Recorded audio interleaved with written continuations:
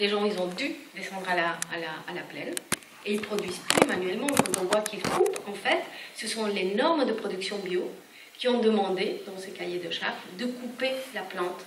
Parce qu'avant, ils les arrachaient, mais ça produisait beaucoup plus de... ça faisait que la terre, elle reste mais moins compacte. Donc, il n'y a plus de tendance à l'érosion quand il y a des fortes vents. Donc, c'est une pratique bio des cahiers de charges, mais ce n'était pas la pratique traditionnelle de la montagne qui était complètement différente. Donc, en fait, quand on parle de traditionnel, c'est pour ça.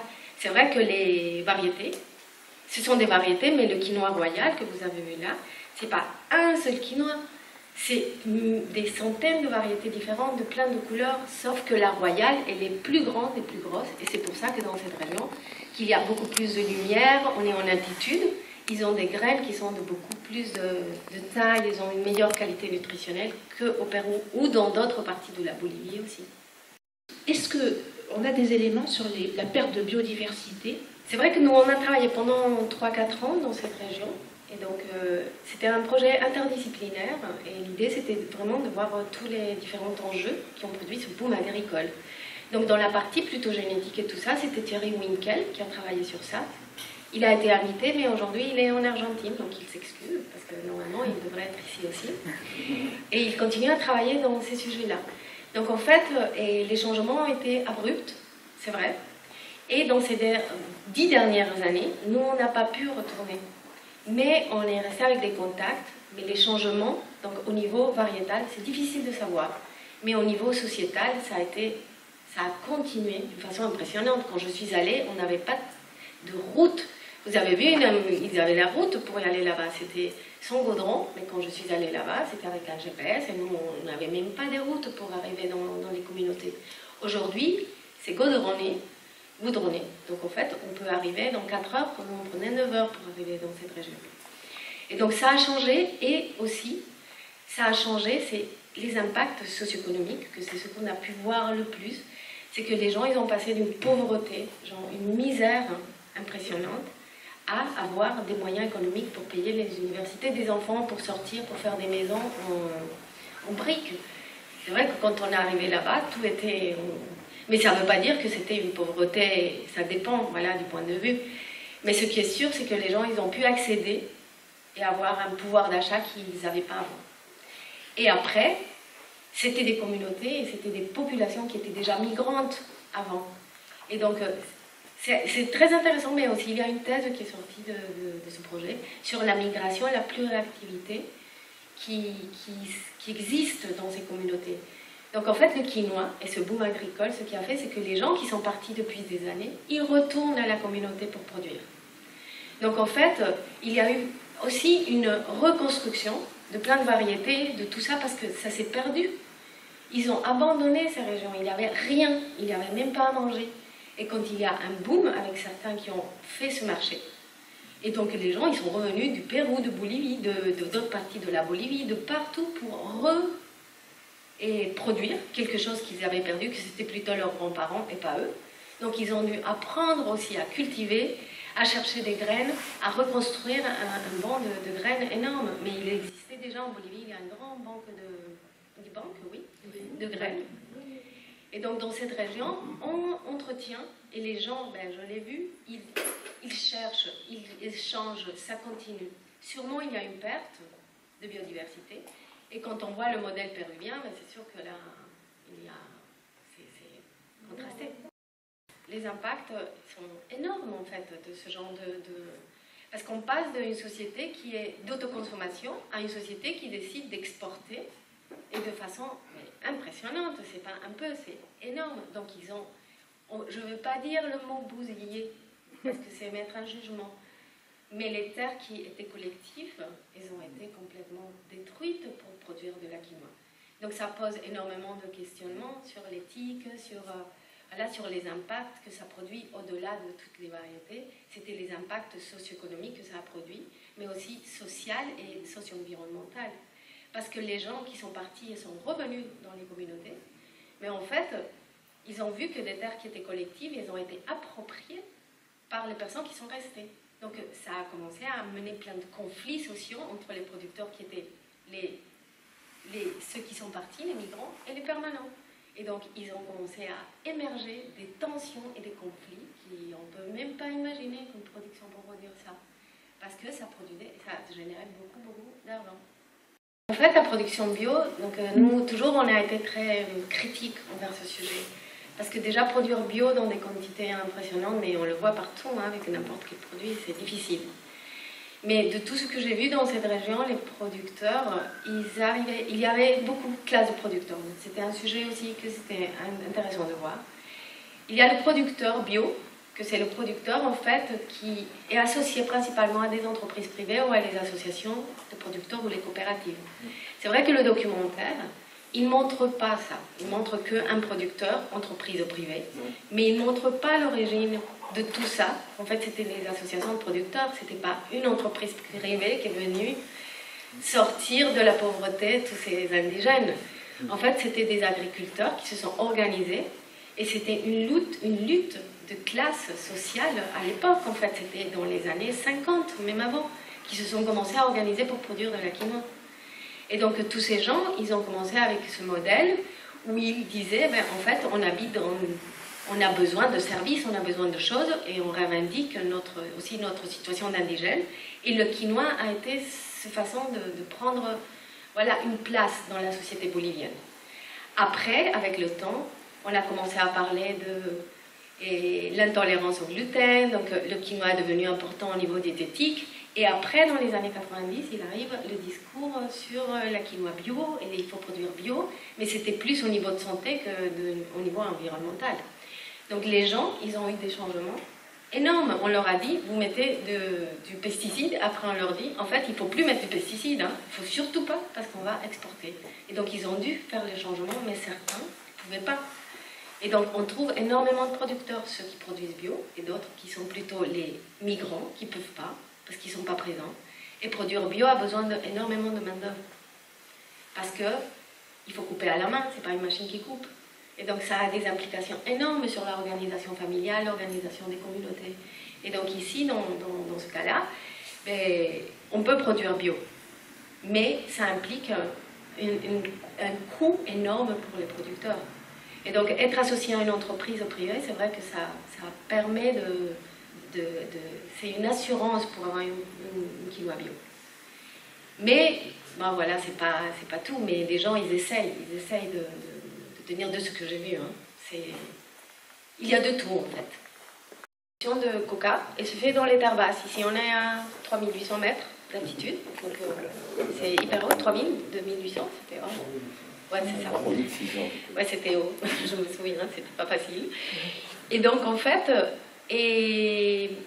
ici, c'est pas une zone de production de coca.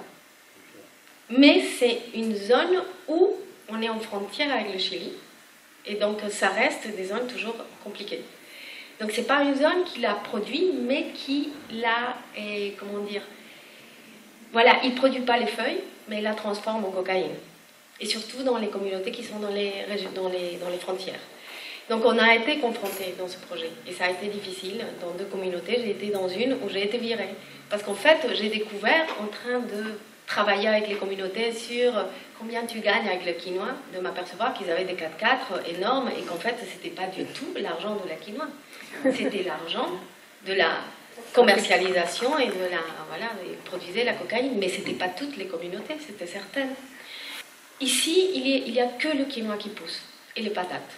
Il n'y a que ça dans cette région. Donc déjà, si on va cultiver le quinoa, c'est une monoculture. On n'a que ça pour la production. Et donc, comment entretenir ce sujet de la fertilité? Donc, j'ai été très critique en fait dans ma thèse. Parce qu'on parle de dégradation des sols, parce qu'il y a la monoculture, mais en fait, c'était pas nécessairement, il n'y a pas de preuves qui disent que les sols se dégradent, mais c'est sûr qu'il y a des pratiques qui ne permettent pas de maintenir ou entretenir la fertilité des sols. Voilà, il faut le voir plutôt comme ça.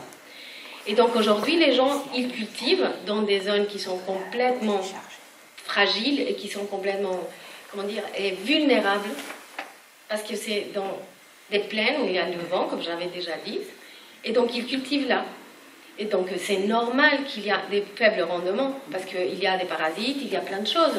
Donc en fait, on dit toujours, le problème de la fertilité des sols ou la dégradation est complètement, on peut l'observer qu'à travers les faibles rendements. Mais si on cultive dans des zones qui sont exposées et on a des faibles rendements, on ne peut pas dire que c'est lié à la fertilité des sols. Donc il y a aujourd'hui des pratiques, et ça a été prouvé, et ce n'est pas toujours lié seulement voilà, à la rotation des terres. Parce qu'en fait, quand on a un système traditionnel qui marche bien dans une montagne, et on décide de prendre ce système et le descendre dans un autre, voilà, dans un autre endroit, mais on ne peut pas utiliser le même système, il faut l'adapter. Et il n'y a pas eu cette adaptation parce que ça a été trop rapide. Ils ont passé avec le tracteur donc quelques années à produire des centaines d'années dans la montagne, à se retrouver sur la plaine. Donc en fait, ils ont utilisé le même système, mais ce n'est pas le même système. Voilà, il y a eu des tracteurs, etc. Mais aujourd'hui, on peut entretenir cette fertilité. Ils savent comment le faire. Mais ce n'est pas dans le bon endroit. Et ce n'est pas avec une monoculture de cette taille. Ce n'est pas possible. Et donc nous, on a pu observer que si on veut faire 10 hectares de quinoa dans une plaine où il y a plein de vent et tout, mais en fait, on ne peut pas entretenir la fertilité parce qu'on a besoin du fumier, des lamas. Mais le quinoa, il a pris les zones de pâturage des lamas, donc il n'y a plus de lamas. Donc ils n'ont plus de fumier. Voilà. Donc ça a créé énormément de conflits, en fait. Et donc, ils peuvent voilà, couper la plante, ils peuvent le faire, mais ils ont besoin de main-d'œuvre. Donc il faut être cohérent aussi avec. Et la société, elle est migrante, elle n'est plus là. Avec tout l'argent qu'ils ont gagné, la plupart, ils ont construit une maison ailleurs et ils ont une double de résidence. Ils viennent que pour cultiver dans les communautés. Et les gens qui sont permanents, en fait, ce sont plutôt les femmes célibataires et les femmes pauvres qui n'ont pas eu, les familles très pauvres, qui n'ont pas eu accès à la terre parce que ils n'ont pas hérité. Ou parce qu'elles étaient femmes. Les femmes, elles héritaient que le pâturage, que les troupeaux. Elles n'héritent pas la terre. Quand on est femme célibataire, on ne peut pas s'associer à une entreprise privée, donc on ne peut pas vendre le quinoa comme ça, donc on finit par vendre au Pérou, dans la frontière, avec un prix plus faible. Donc ça a créé énormément de différenciation socio-économique aussi. Et donc être aussi associé à une entreprise privée crée aussi des différenciations économiques. Parce qu'aujourd'hui, voilà, on voit que on peut accéder à un tracteur que si on est associé à une entreprise privée, pas si on est tout seul indépendant. Le système coopératif, il marche très bien. Il y a les associations de producteurs et une coopérative qui s'appelle CECAOT et ANAPKI. Vous avez mis dans la biblio ANAPKI, que c'est l'Association nationale de producteurs de quinoa. Ce sont eux qui ont commencé cette exportation de quinoa bio. Ils avaient un programme qui s'appelait Proquinat et c'est eux qui ont commencé en fait. Et donc eux, ils sont super actifs et ils se sont battus pour le prix. Ce sont eux à la fin. Et donc eux, ils sont, voilà, on est dans une concurrence. Il y a les entreprises privées, il y a les associations de producteurs, mais ils sont hyper actifs. Et ils existent et ils sont là. Et c'est eux qui veillent pour que les communautés puissent exister encore. Parce que l'entreprise privée, ils traitent avec l'individu. Les associations de producteurs, ils peuvent traiter avec une communauté. Donc c'est ça aussi ce qui s'est produit qui est très intéressant, c'est que la communauté avant, elle gérait les terres, et maintenant c'est l'entreprise privée, entre guillemets, qui peut le faire par les normes de production bio. Donc c'est elle qui décide comment ça se cultive, dans quel moment, avec quelle variété, etc. Avant c'était la communauté qui disait on commande la culture dans cette période, tous ensemble, de cette façon, et on va faire l'assolement 1 de cette année, après on fait la 2 et la 3. Donc aujourd'hui ça a pris plus de pouvoir, tout ce qui est privé, que voilà, tout le communautaire, dans toute cette gestion. Et c'était bien avant la communauté qui gérait toutes les terres. Et bien sûr, avec tout ce boom, il y a eu tellement de bouleversements rapides que les gens n'ont pas eu le temps de s'asseoir et dire voilà, comment on va faire pour cultiver nos terres dans cette situation. Donc en fait, déjà, elle était dégradée. Comment dire, parce que la communauté en Bolivie, elle marche dans cette région particulièrement parce qu'elle n'a pas eu tous les impacts de la couronne, comment on dit, de la colonisation. Elles sont restées terres collectives, voilà, toujours.